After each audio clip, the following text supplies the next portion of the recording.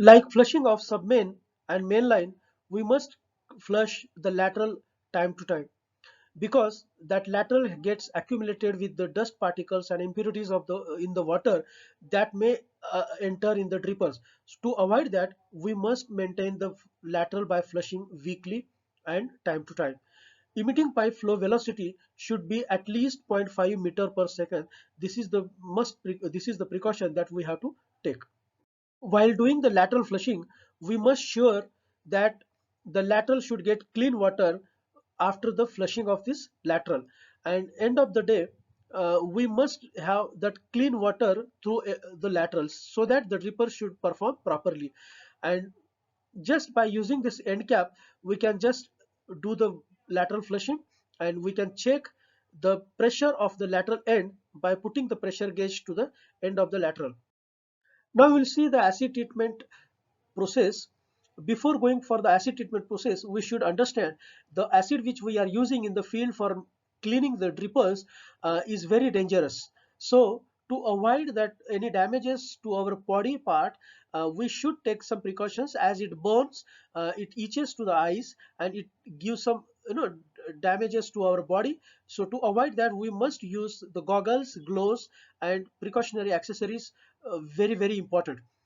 To avoid that damages, we must have to follow the guidelines of the handling of acid treatment.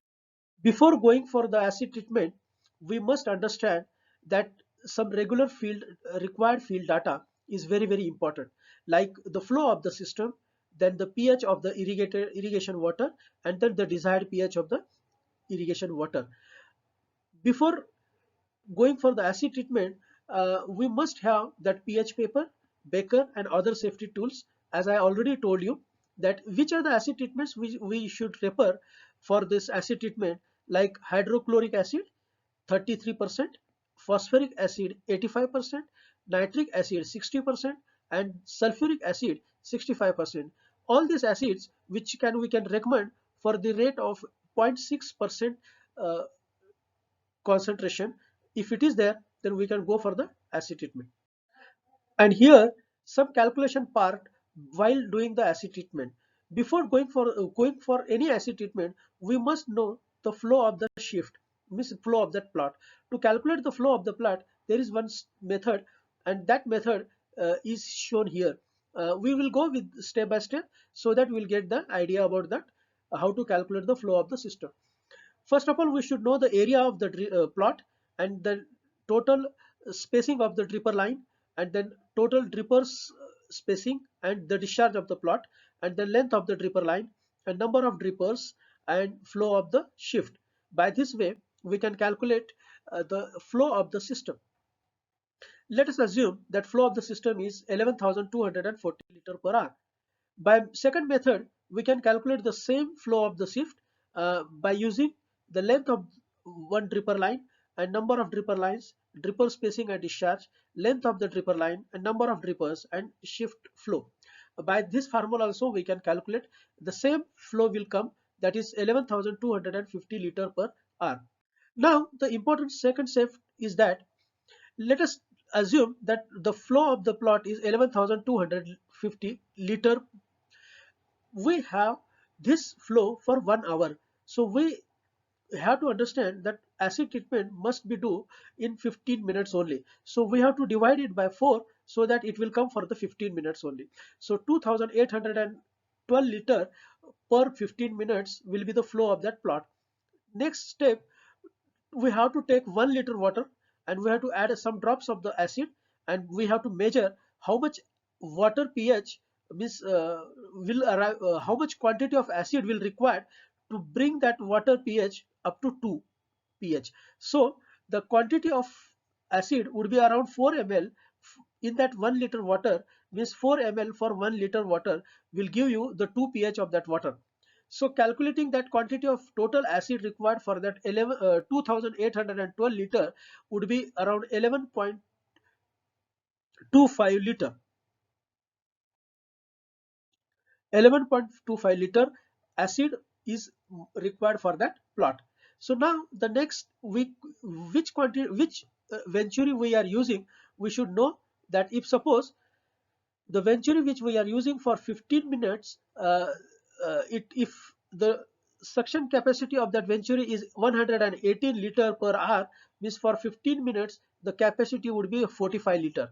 So the arrived acid quantity is 11.25 liter, and the suction capacity of venturi is in 15 minutes is 45 liter, means we need to add 33.75 liter water in that uh, in that tank, so that the total 45 liter would be sucked by the venturi in 15 minutes.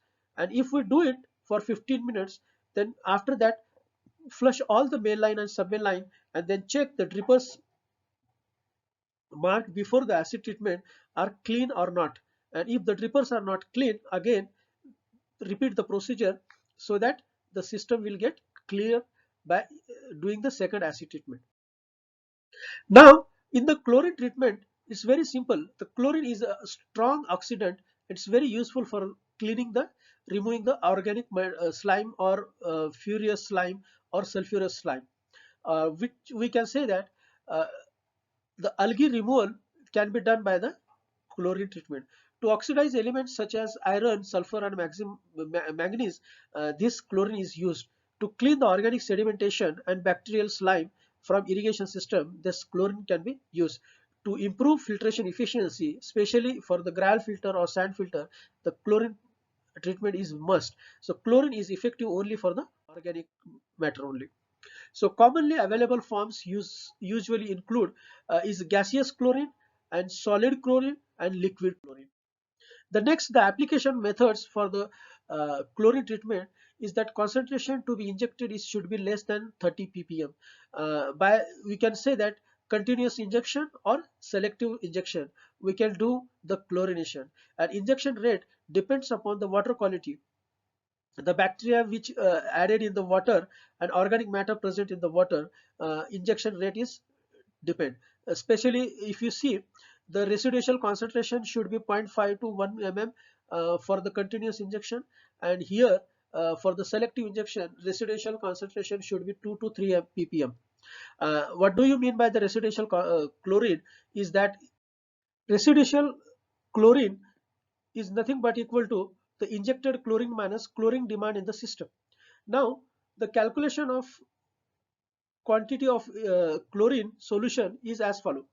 If the flow rate of the plot is 100 meter cubic per hour, then concentration of injected chlorine solution should be 10%, and the desired residual chlorine at the end of the system would be 1 ppm.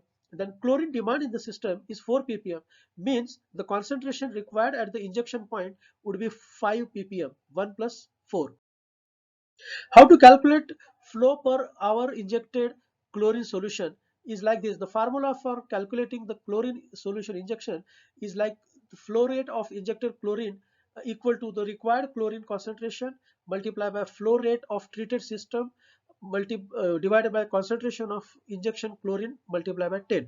So this is the formula. The number 10 in the formula is coefficient that simplifies the convergence of units, and flow rate of the chlorine solution injected into the system equal to 5 ppm into 10 100 meter cube per hour divided by 10 by 10 equal to 5 liter per hour chlorine solution is required for the chlorine treatment.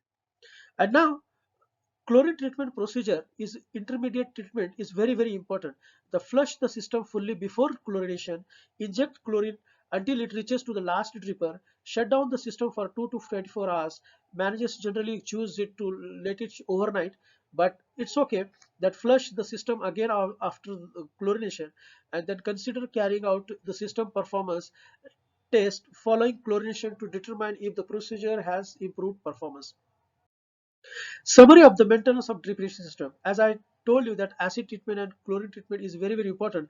After that, the total summary, the leakages of leakages from joints is very important. We have to repair that. The cleaning and flushing of the filters, laterals, and the submain line is frequently supposed to do.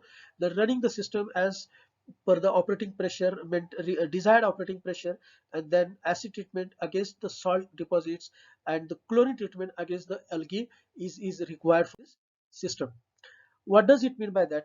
Ideal system for the drip irrigation system is better survey, better product, better quality of installation, the design and operation and maintenance, and the result will get it sustainable, profitable growth with peace of mind to the farmers.